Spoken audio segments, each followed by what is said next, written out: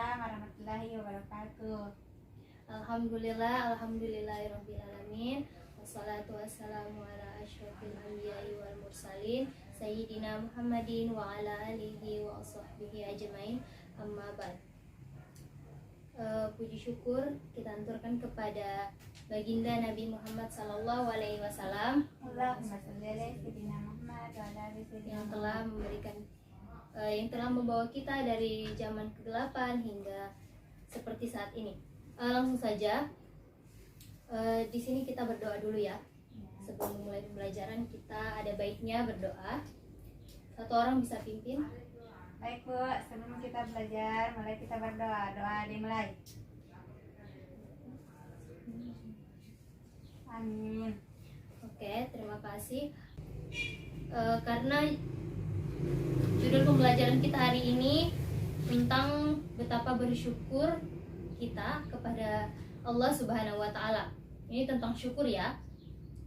Jadi saya akan membacakan tujuan pembelajaran kita hari ini.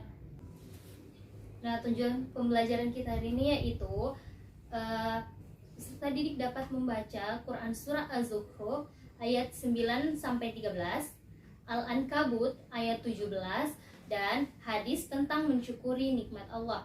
Nah, selanjutnya itu peserta didik juga kalian harus dapat menjelaskan kandungan dari ayat-ayat yang saya sebutkan tadi.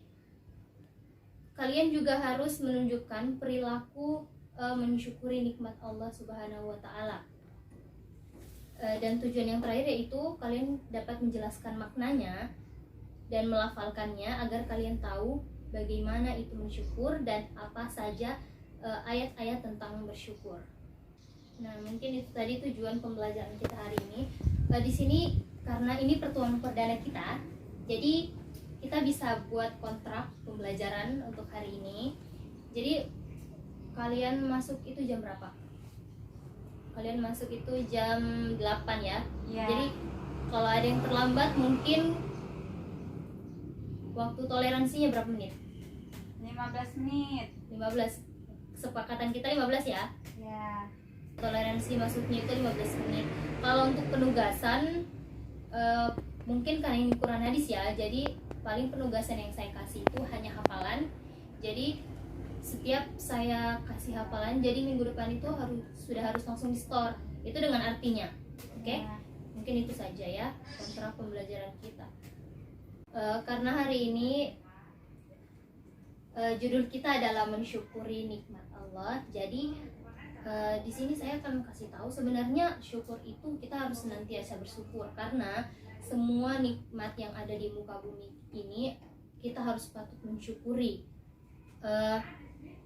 Karena ada selama ini banyak orang yang cenderung hanya mensyukuri hal-hal kecil saja, seperti ketika dia bahagia, ketika dia senang, dia hanya bersyukur ketika dia senang, tetapi ketika hal-hal lain datang dia tidak mensyukuri.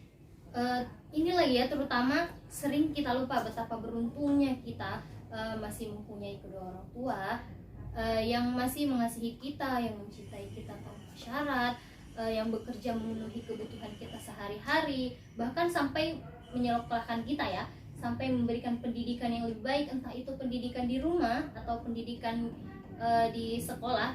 Itu kita harus patut bersyukur karena kita masih diberikan segala kenikmatan. Sama yang dijelaskan dengan surah Az-Zukhruf yang tadi ya. Jadi di sini terjemahannya yang ayat 9, dan sungguh jika kamu tanyakan kepada mereka siapakah yang menciptakan langit dan bumi, niscaya mereka akan menjawab semuanya diciptakan oleh Allah yang Maha Perkasa lagi Maha Mengetahui. Nah, penjelasan pada ayat 9 di sini Allah menerangkan kepada Nabi bahwa jika seorang musyrik ditanya siapakah yang menjadikan langit dan bumi, maka mereka pasti menjawab Allah lah yang menciptakan langit dan bumi. Mereka sebenarnya mengakui Allah, tapi karena sombong, hasut dan dengki mereka tetap musyrik kepada Allah. Jadi karena mereka sombong, jadi mereka tidak mau mengakui kebesaran Allah.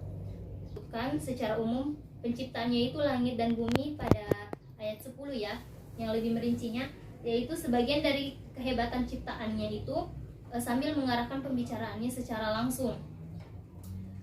kepada manusia, khususnya mereka yang mengingkari firman Allah.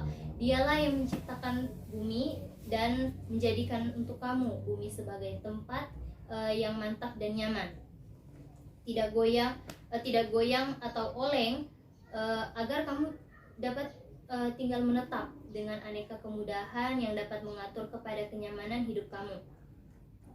Dan Dia menjadikan untuk kamu yaitu membuat dan menganugerahkan kamu potensi untuk membuat jalan-jalan di bumi ini, supaya kamu mengetahui arah dan mendapat tunjuk menuju arah yang kamu kehendaki. Nah, pada ayat 11, Allah Subhanahu wa taala yang Maha Perkasa dan Maha Mengetahui menurunkan secara berangsur-angsur dan sedikit demi sedikit air hujan dari langit menurut kadar yang diperlukan untuk minum kamu dan binatang, serta pengairan tumbuh-tumbuhan. Lalu kami hidupkan dengan, yakni air itu dengan negeri, yaitu daerah ya, negeri yang tandus yang mati sebelumnya tidak ditumbuhi oleh pepohonan. Ayat 12 dan 13 masih merupakan lanjutan dari bukti-bukti kekuasaan Allah, yaitu diuraikan penciptaan segala macam pasangan.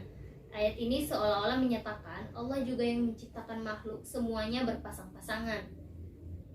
Tidak ada ciptaannya yang tidak berpasang-pasangan. Itu karena semua terdapat kekurangan dan hanya dapat mencapai kesempurnaan jika menemukan pasangannya. Dan di sini berpasangan yang dimaksud bukan cuma hanya manusia, tetapi makhluk hidup yang lainnya juga, seperti benda-benda dan binatang, benda yang tidak bernyawa. Itu juga mencakup yang disebut juga berpasangan ya. Selanjutnya di sini pada surah Al-Ankabut ayat 17, yang artinya, sesungguhnya yang kamu sembah selain Allah hanyalah berhala-berhala dan kamu membuat kebohongan. Sesungguhnya apa yang kamu sembah selain Allah itu tidak mampu memberikan rezeki kepadamu. Maka mintalah rezeki dari Allah dan sembahlah Dia dan bersyukurlah kepada Allah. Hanya kepadanya kamu akan dikembalikan.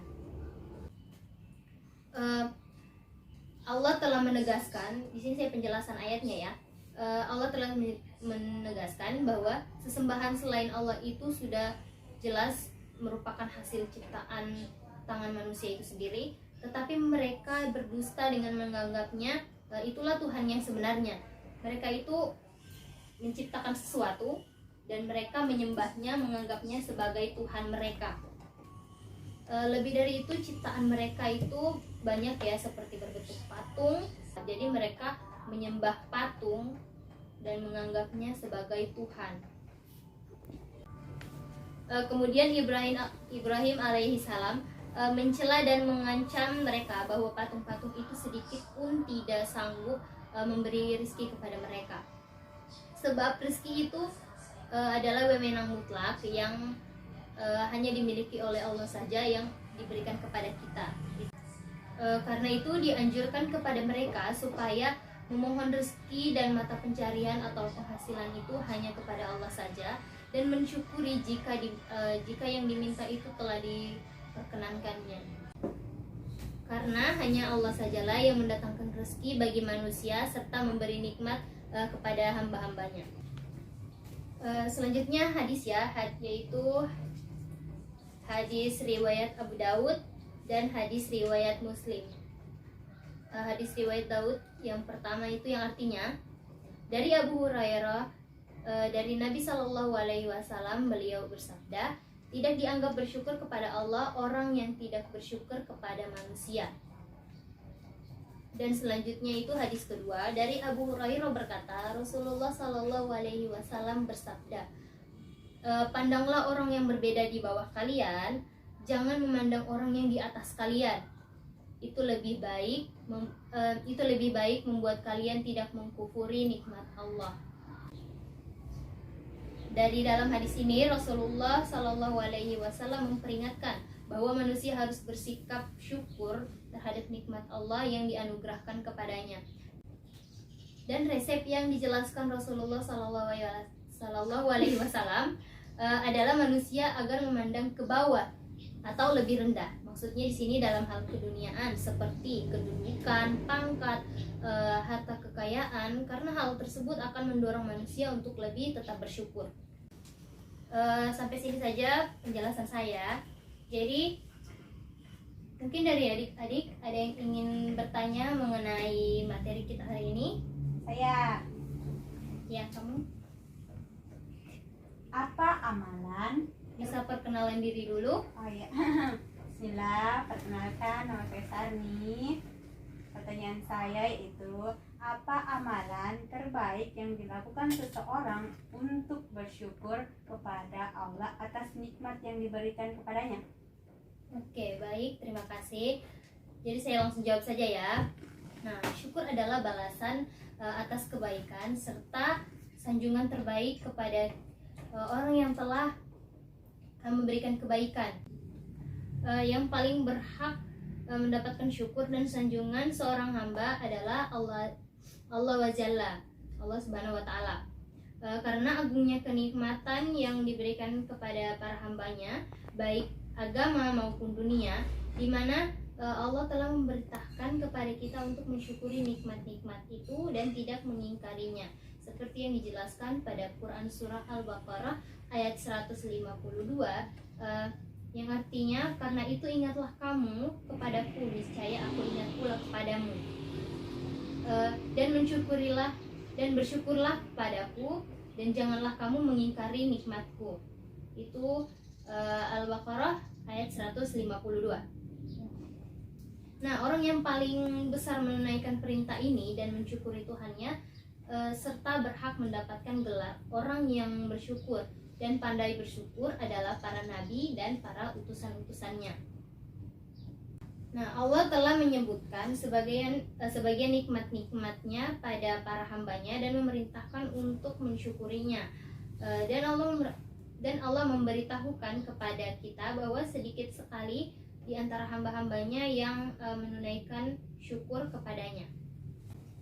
Agar senantiasa kita bersyukur kepada Allah Subhanahu wa Ta'ala terhadap nikmat yang telah diberikan kepada kita itu, maka kita harus mengakui dalam hati kita bahwa pemberian nikmat itu adalah pemberian Allah Subhanahu wa Ta'ala.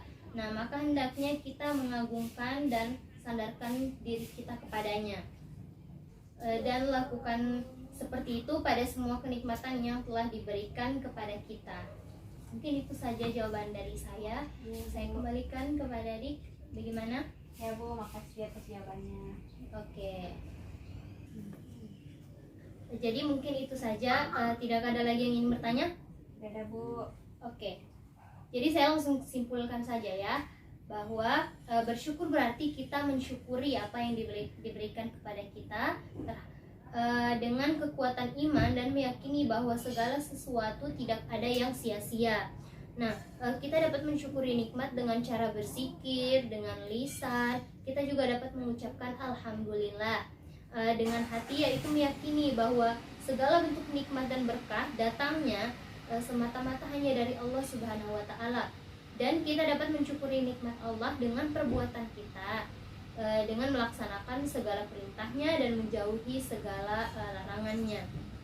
Segala bentuk syukur kita itu merupakan bentuk rasa syukur terima kasih kita kepada Allah Subhanahu wa Ta'ala karena telah memberikan nikmatnya kepada kita. Mungkin itu saja. Sebelum kita keluar, saya ingin memberikan tugas ya, seperti perjanjian kita. Jadi tugasnya itu menghafal surah Az-Zukhruf tadi ayat 9 sampai 13 dan surah Al-Ankabut ayat 17. Jadi itu dihafal minggu depan di store dengan artinya ya. Mungkin itu saja. Terima kasih atas perhatiannya. Kita tutup dengan membaca kafaratul majlis. Subhanakallahumma wa bihamdik, asyhadu an la ilaha illa anta, astaghfiruka wa atubu ilaik. Terima kasih. Wassalamualaikum warahmatullahi wabarakatuh. Waalaikumsalam warahmatullahi wabarakatuh.